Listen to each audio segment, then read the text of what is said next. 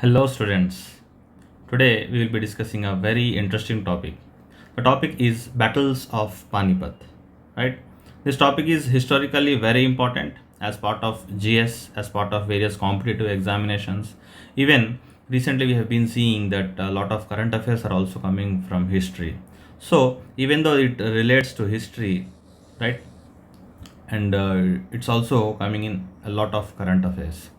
So for different types of competitive exams, now let's start with the topic, right?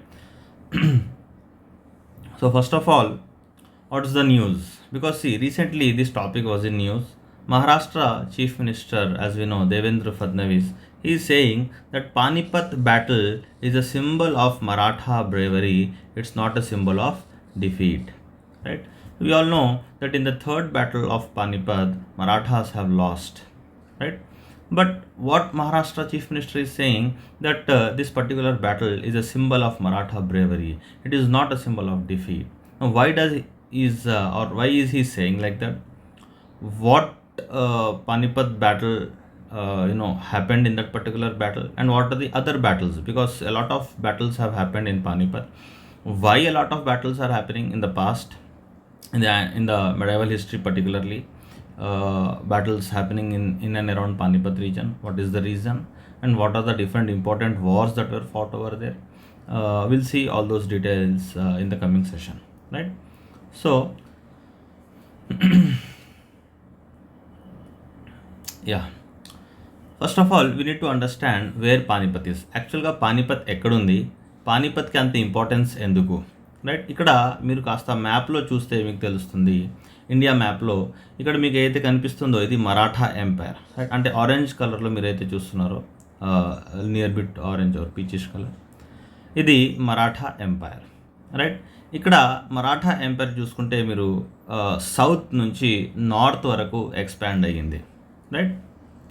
In the 1758 CE, approximately, we see expansion of Maratha power. So ఇక్కడ మీరు ఒకసారి గమనిస్తే ఢిల్లీ ఎక్కడుంది, right? Similarly Panipat ఎక్కడుంది, right? So Delhi and Panipat both are located, Panipat is located very near to Delhi, right? So located 90 kilometers north of Delhi. It was a battleground for a lot of Indian powers as well as invaders. Invaders means invasions which happened from foreign territory into India, especially from Iran or Afghanistan areas, right? And this particular place reflects rise and fall of a lot of empires, because in Panipat a lot of empires or kingdoms or dynasties have fought, and many of them were defeated and many of them were won, and it changed the course of the history many times. Military strategies and alliances evolved here. Means what is happening in Panipat is having considerable influence over rest of India or over other wars which are following this particular war. So I hope we understood the importance of Panipat and location of Panipat. Especially you can see all the rivers, if you can just note down the Indus river, Jhelum, Chenab, Ravi, like all the 5 to 6 rivers, the Indus river system if we see, and the Ganga river system and the Yamuna joining it. So Panipat is somewhere here, right? So you just note this particular strategic location of Panipat. We'll discuss more about this thing in future slides.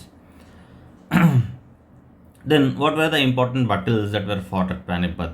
So mostly we see there are three battles: first, second and third battles of Panipat, right? And these if you see, the first battle was fought in 1526. It was Babur, like the first Mughal emperor who invaded India. At the time Ibrahim Lodi was ruling India, so his battle was against Ibrahim Lodi.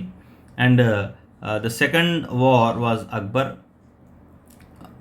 against Hemu, right? Hemu and Afghan soldiers. Then it happened in 1556, approximately 30 years after the first battle of Panipat. Then the third battle of Panipat happened very much later in 1761, and this battle was between Marathas, right? This battle was between Marathas and Afghan ruler Ahmad Shah Abdali. So these are the three battles. Let us see who won the battles, what happened during those battles, and why they stand important today, right? Because strategic turning points in Indian history, because a lot of dynasties have been changed, ruling powers have been dethroned, Mughals to Marathas, how Panipat shaped India. So these wars actually describe a story of India getting shaped up, and definitely important for various competitive examinations, right? Then as I have just been discussing with you, geographic importance of Panipat. So ఇక్కడ మనం ఒకటి గమనించాలి, history అనేది ఎప్పుడు యూనిసన్లో వెళ్ళదు, అంటే వేరే ఈవెంట్స్కి సంబంధం లేకుండా వెళ్ళదు. హిస్టరీ అనేది డెఫినెట్లీ జాగ్రఫీకి, ఎకనామికల్ ఫ్యాక్టర్స్కి, రిమైనింగ్ ఫ్యాక్టర్స్ లైక్ పొలిటికల్ ఫ్యాక్టర్స్కి కూడా కనెక్ట్ అయి ఉంటుంది ఎప్పుడు కూడాను. ఇక్కడ జాగ్రఫికల్ ఫ్యాక్టర్ చూసుకుంటే పానిపతే ఎందుకు, పానిపత్లోనే ఇలాంటి వార్స్ అన్నీ ఎందుకు అవుతున్నాయి అన్న ప్రశ్న మనకు చాలా ఇంపార్టెంట్. ఇక్కడ ఒకసారి మనం చూసుకుంటే, ఇందాక మీకు మ్యాప్లో నేను రివర్స్ చూపించాను, right? So these are the various river systems. ఇక్కడ కూడా చాలా లైట్గా కనిపిస్తుంది ఈ ఇమేజ్లో కూడా. ఇలాగా you can see there are lot of rivers. అంటే మనకు చూసుకుంటే ఇది ఇండస్ రివర్ సిస్టమ్. మరి ఇలాగ చూసుకుంటే మనకి ఇది Ganga river system, right? So what we have seen was that ఇక్కడ మనకు పానిపత్ ఉంది, రైట్? ఇక్కడ మనకు అప్రాక్సిమేట్లీ ఢిల్లీ ఉంది, రైట్?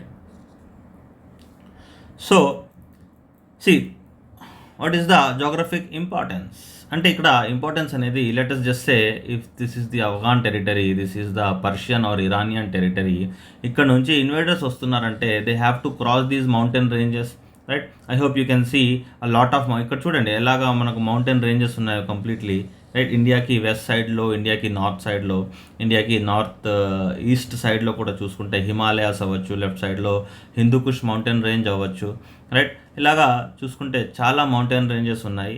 ఈ మ్యాప్లో మీరు చాలా క్లియర్గా వాటిని చూడొచ్చు. సో ఈ మౌంట్ అంటే if somebody wants to occupy or somebody wants to fight Indian powers, they have to if they are invading, they have to cross all these mountain ranges, they have to cross all these rivers, right?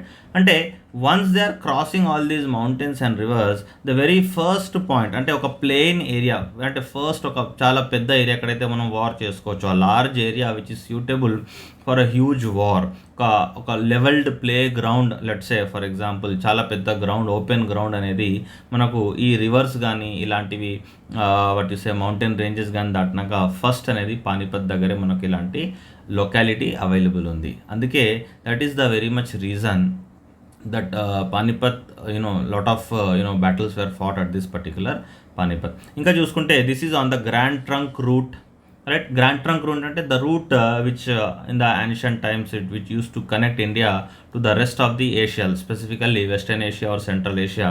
This particular Grand Trunk route, if we see, this also passes through Panipat actually. ఇలాగా చూసుకుంటే ఈ route కూడా మనకు పానిపత్ నుంచి pass అవుతుంది. ఇక్కడ Khyber pass అంటే let's అంటే ఈ మౌంటైన్ రేంజెస్లో మనం చూసుకుంటే స్పెసిఫికల్గా what we see here on the Pakistan Afghanistan border ఏంటంటే ఇక్కడ ఖైబర్ పాస్ ఉంటుంది,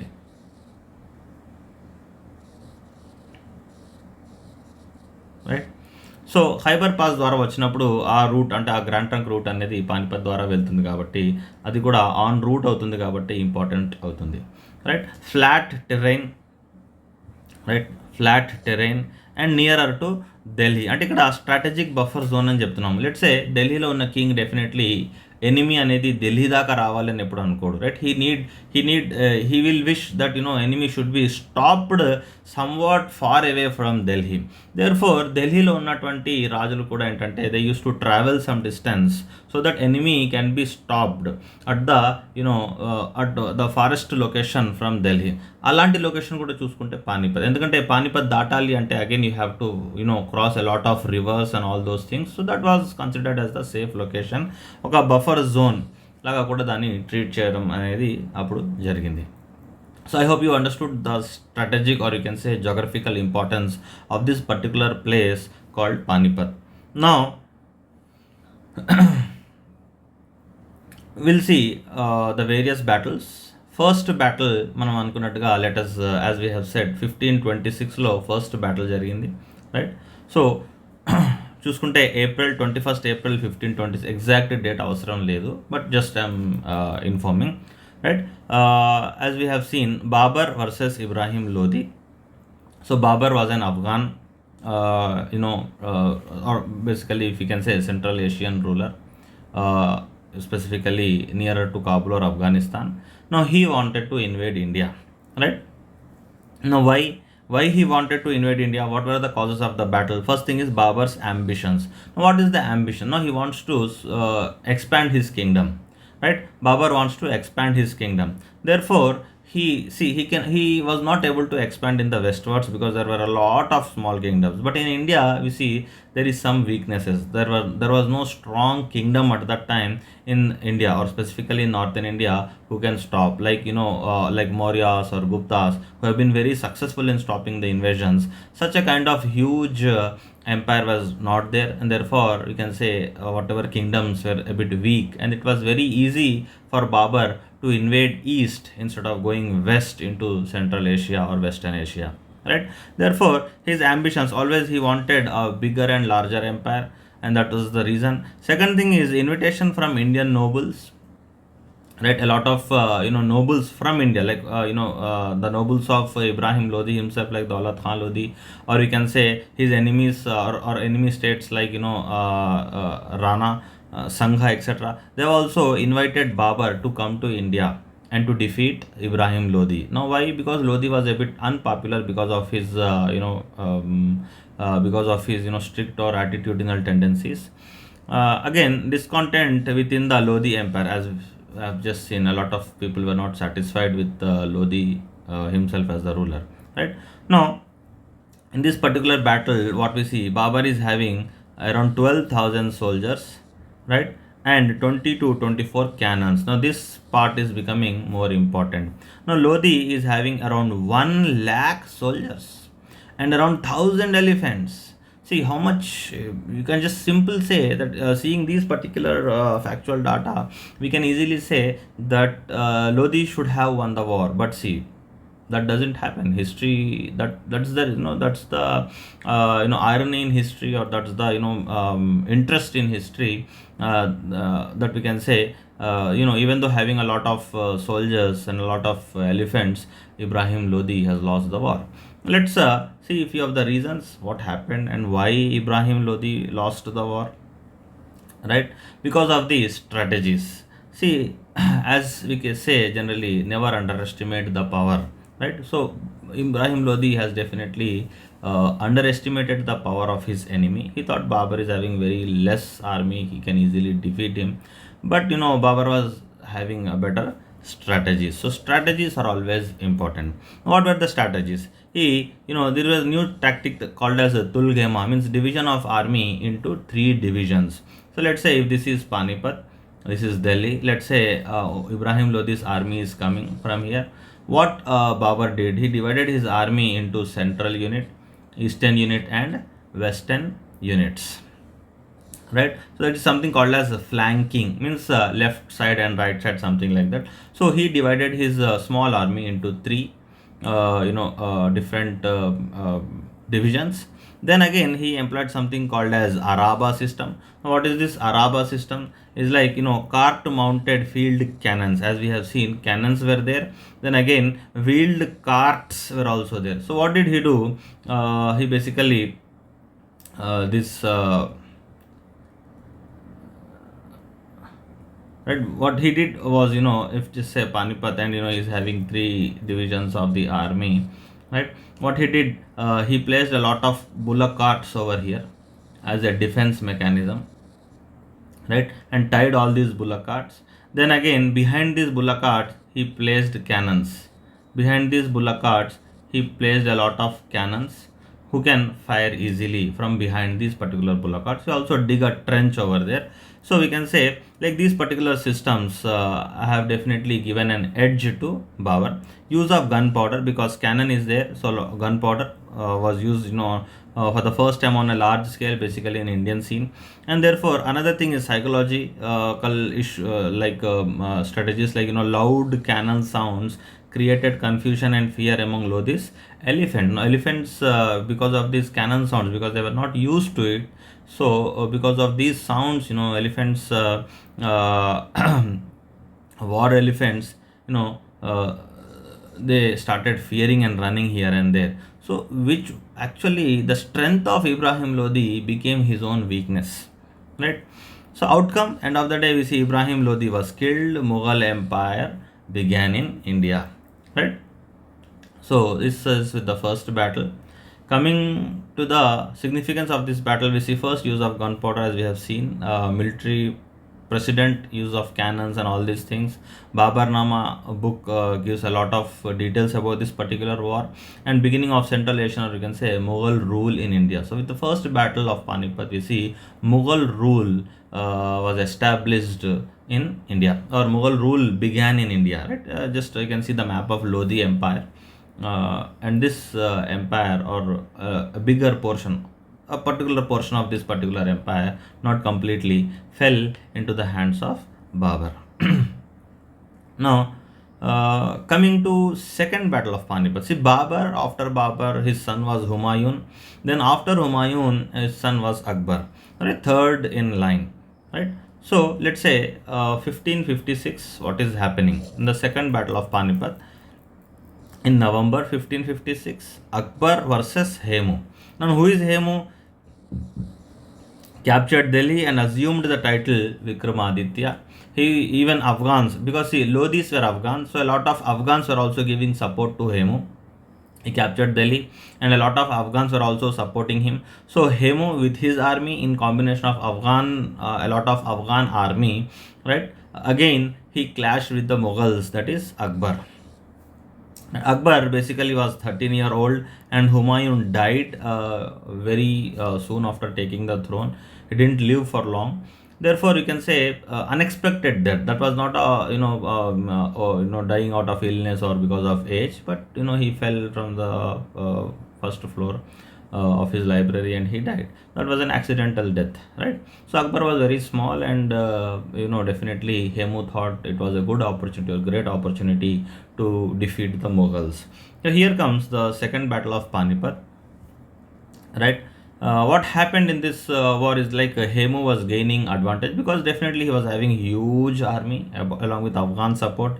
It again became huge and multifold. But see, what happened here is that Akbar was having a regent here, Bairam Khan, because Akbar was very small. His father's trusted general was Bairam Khan, who was leading this particular war. And what Bairam Khan did, he saw the weakness. What is the weakness of the opposite or the enemies? He saw that Hemu himself was in the war, and Hemu was sitting on an elephant, and because of which he became an easy target. But Hemu couldn't be targeted directly because he was wearing armor throughout his body, only his eyes were open. But again, Bairam Khan was having sharp shooters, as we say today, like sharp archers at that particular time. So he ordered his archers to concentrate only on Hemu, even though he was having a very small army. But that particular small army was targeted to hit Hemu. He was hit in eye by arrow. That was the only spot he could be hit, and that particular thing was achieved, and he lost consciousness. Mughal troops, because the moment Hemu fell from the elephant, right, means the leader himself is falling down. Therefore, there were chaos in his army, and Hemu was captured and he was beheaded, right?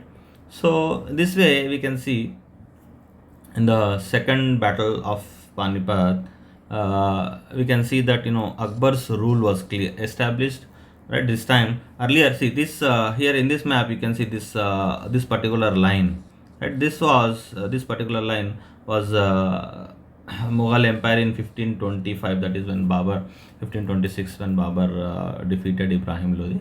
Later on, the yellow color territory, as you can see, this was the territory. At the time of death of Akbar, there was a very huge territory in the hands of Mughals. So this particular rule, like establishment of this particular rule, happened in the second battle of Panipat. Sur dynasty also ended. This was an Afghan dynasty. Afghan threat completely ended, and beginning of Akbar's integration policy, like integrating entire different places of India into one particular kingdom, right? And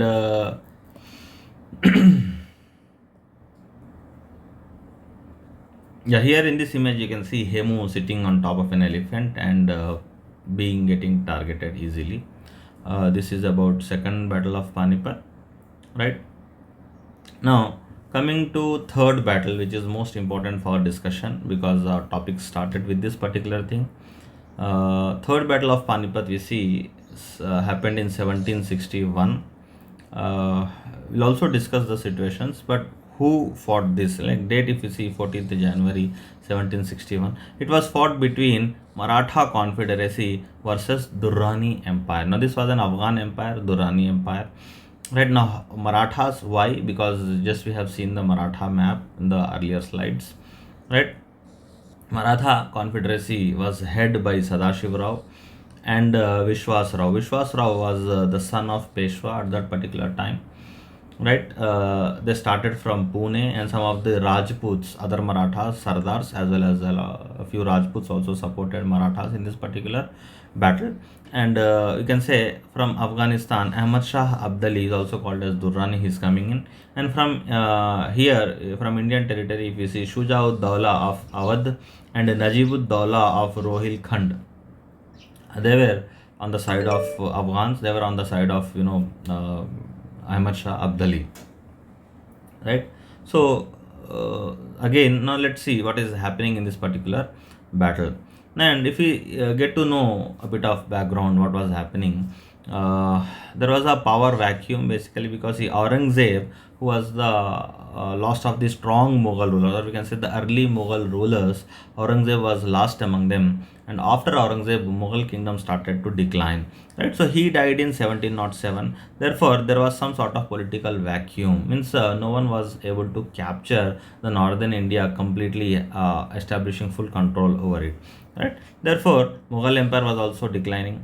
At the same time, we see from south Maratha expansion was happening. See, the moment Mughal empire was declining, at the same time Maratha expansion was also happening, right? And therefore, Peshwa Balaji Bajirao emerged as a very powerful leader. Then he also captured Delhi. See, Mughal empire was so declining that Marathas have captured Delhi in 1757, and they became de facto rulers of North India because even once they captured Delhi, Mughal territory, it's in their hands. Again, Ahmad Shah Abdali invaded multiple times. He came a lot of times to India. Again, basically, his eyes were on wealth, India's wealth. Right? He claimed to protect Muslim interests, but his main intention was of looting wealth. Right? So in this background and just idea about this thing, this green color thing is like Durrani Empire or Ahmad Shah Abdali is coming from here, and this orange color one is the Maratha Empire, it extending complete to the south and to the north of India, the extent of Maratha Empire as you can see. So I hope you have got some idea, right? How Maratha power was expanding and how they came into direct conflict with the Durrani. Because if Marathas wants to expand further, they have to defeat Ahmad Shah Abdali, right? Again, if Ahmad Shah Abdali wants to expand further, he have to defeat Marathas. So the position was something like they were against each other, right? So the battle started. The course of battle, if you see, Marathas marched north with around 45,000 soldiers, as we see. Then again, around 2 lakh camp followers were there. So, a huge army. Then they camped near Panipat for several months. See, what happened was Marathas reached Panipat for the war, but Ahmad Shah Abdali didn't show up. He deliberately caused some delay. Why so? Because he want to impel a logistics disaster for Marathas. Because what did he do was when Marathas were camped near Panipat for several months, right? In the background, he cut the food supplies. Like see, we can say Maratha base is in Delhi, Panipat is over here, right? Ahmad Shah, they have here we can say the Maratha camp was there. Right, they have set up their camp over here in the Panipat for the battle. But Ahmad Shah Abdali, he cut the routes from Delhi because food supply was cut off. Right. So food and other reinforcements, like other necessities of the war, the supplies of these things were cut from the background. And here we can say soldiers weakened by starvation, even though there was a huge army. But see, because lack of food and all these things, starvation, disease, and again winter, because November just we have seen, so freezing winters, and because of all these factors, a lot of soldiers died, or if not, they've become so weak. So once this particular cutoff was done, then the battle happened. Right on 14th January 1761, we see, even though they were there in November itself, but see, you can huge winter. North India is having huge winter. Temperatures might even drop below, sometimes around 1 2 degrees, or sometimes even minus, to some extent, right? So in this particular day in January, the battle started. What were the strengths of Marathas? They had artillery. At the head of artillery was Ibrahim Khan Gardi. Then again, you can see high morale under Sadashiv Rao. Even though they've starved, they were starving, but again they have not loosed their morale. Again, they were having very high morale. But turning point was when Vishwas Rao, that is Peshwa's son, died.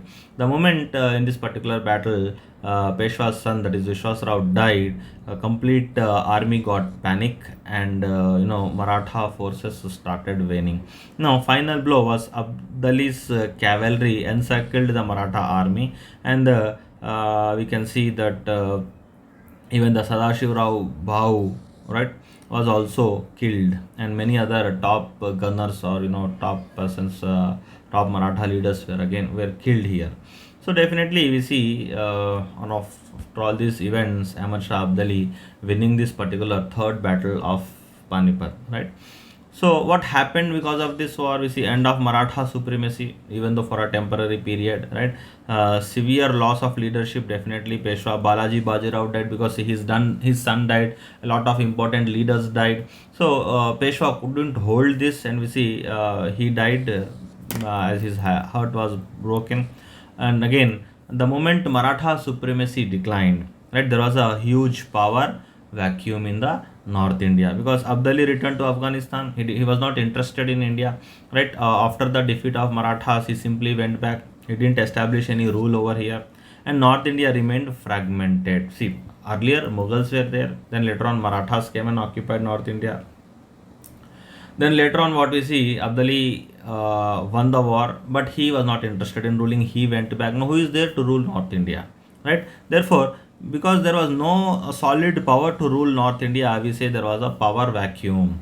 Again, this particular power vacuum gave opportunity to British.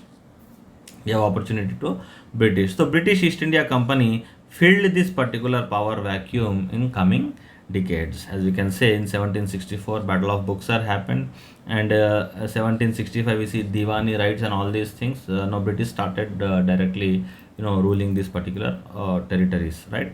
Specifically Bengal was in their hands by 1765, right?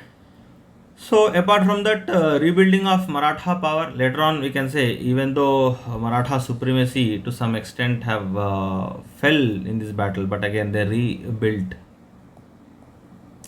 their strength under Madhavrao I.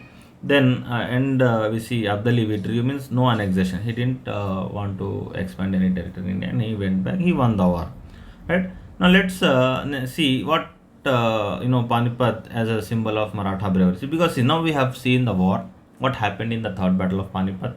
We have also covered the other battles of Panipat as well, to have the background what happened in Panipat. Now here, coming to the topic of our discussion that we have started with, because Maharashtra Chief Minister Devendra Fadnavis ji is saying that this particular battle is a symbol of Maratha bravery. Now, how can we conclude this? How can we say that it was actually not loss of Marathas, it was actually not defeat of Marathas, but it was actually a symbol of bravery of Marathas? Now, to see this, we can sum few points, like courage against a lot of odds, means what, Marathas marched around 1,500 kilometers from Pune. If we see, they have marched around 1,500 kilometers to confront Ahmad Shah Abdali. See, traveling 1,500 kilometers, requires a lot of courage. Despite extreme weather that we have seen, even though chilling winters were there, starvation was there, political isolation was there. Isolation means some of the sardars or some of the leaders have not joined them in this particular war. So because of this isolation also we see, but even despite all these weaknesses or struggles, they still held the ground for a long period. So definitely courageous. The next is supreme sacrifice. Around 60,000 Maratha soldiers died in a single day of that particular war. Leaders like Sadashivrao Bahu, Vishwas Rao died fighting in the battlefield. So there was a supreme sacrifice. Then again, moral and national cause. See, Abdali is coming. Why? Because he wants to loot India. But Marathas, why Marathas were fighting this war? Marathas were fighting to protect Delhi, to uphold Indian sovereignty, right? So the aims and objectives of Marathas were completely different in comparison to aims and objectives of Abdali. Not only different, but morally they were of very high ground. Ethical, if you see ethically or morally, Marathas, the aim of Marathas, the objective of Marathas was very high, definitely. So apart from this, what we can say, insulation, like isolation and integrity, because see, fought alone, Rajputs or Jats or Sikhs, etc., they have not supported Marathas in this particular war. Again, they choose battle despite a diplomatic failure. Even though diplomatic efforts were made, then no, but still they have chosen this particular battle, right? Legacy means within a decade, even though see, after this particular battle, even though it was a huge loss for them, just within 10 years we see Marathas recovered their power under Madhav Rao. So they had that particular type of resilience and respect from enemies. Even see, the person who have won, I mean Abdali, who won this particular war, he even reportedly said admired the bravery of Marathas and he avoided further Indian campaigns. See, why didn't he come back then? See, if he has won the war, if he has come a lot of times in the past, but after the third battle of Panipat, Ahmad Shah Abdali has never returned to India. What is the reason? Because he has seen how bravely Marathas are fighting this particular war, and he didn't want any further confrontation with Marathas, maybe because he thought he might lose the war. Therefore, he never came back. So all these things clearly point to something. Now, what is that particular something? Let us see what various historians are saying. A lot of historians say that Marathas lost in this particular third battle of Panipat. Right, the Marathas lost the battle, but they won the history's respect. Who is saying this? Jadunath Sarkar is saying this particular statement. Then another author is saying the true heroes of Panipat were not victors. The one who have won the war are not the true heroes, but those who fell with unmatched honor. So ethically, morally, as part of honor also, if we see, who have fought bravely, they were Marathas. They were not Afghans. Therefore, Irfan Habib is saying that the true heroes of Panipat were not victors, but those who fell with the unmatched honor. Right? Therefore, we can definitely conclude. Right? We can definitely conclude this particular statement. Panipat was a military defeat, but moral and cultural victory for Indian resistance. So, in essence, if you see, Panipat might be a defeat just militarily, but in the future, in the coming times, if we see, it was a moral and cultural victory for Indian resistance. This particular statement of Fadnavis can be summed of Chief Minister Ji, Fadnavis Ji can be made like this, right? Can be assumed in this way. So I hope you got the idea, right? 3 wars and the current affairs linking to this particular war, and why the Maharashtra Chief Minister has said this thing, and what are the causes or reasons behind its implications, as we can see. Now, end of the day, just to conclude, 3 battles. First one, 1526, Babur versus Lodi. Right, Mughal Empire was founded in the first war. In the second battle, Akbar versus Hemu, Mughal consolidation happened because Afghans were completely defeated. Then in the third battle, Marathas was Abdali, we see Maratha decline, basically a political vacuum or power vacuum, whereby British got the opportunity, and it led to the rise of British. In way, the third battle of Panipat was not, even Marathas or Abdalis didn't take any advantage of this particular battle, but British were the people who actually filled this particular vacuum, and they have taken advantage of this particular battle, outcome of this particular battle, right? So just a few practice questions, if you can see. um, just try to answer this question. Consider the following statements about the first battle of Panipat, right? It marked the beginning of Mughal rule in India. Gunpowder and artillery played a key role in Babur's victory, right? Ibrahim Lodi was supported by Rana Sangha in the battle. Just if you wish, pause here, pause the video and try to answer the question, right? So if we go ahead, if we can see this question, the first statement is definitely true as per our discussions. Definitely it marked the beginning, not establishing or consolidation, but definitely beginning of the Mughal Empire. The statement is true.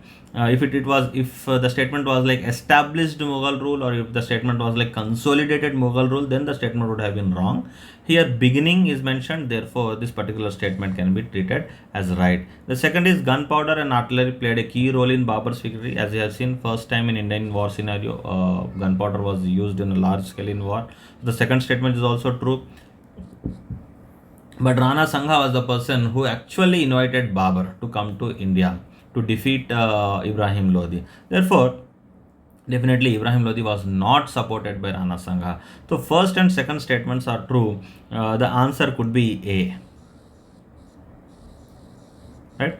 So answer is A. Hopefully you have marked it rightly, because all these things we have just discussed in our previous discussions. Apart from that, we see UPSC mains practice questions for group 1 as well as for UPSC mains as well. We see a lot of important questions come from this topic. Last time there was a question in UPSC that why so many empire shaking battles happened in Panipat only. And apart from that, you can see the other questions on the screen, like the battles of Panipat altered India's destiny, discuss. And there is the third battle of Panipat was not just a military disaster for Marathas, but a turning point in Indian political history. So as for the discussions that we have done so far, you can elucidate this matter. So try to write these answers in around 250 words, right? Hope you'll have some practice, and a lot of points have been discussed in this particular lecture itself, so that would definitely help you, right? So that's it for today.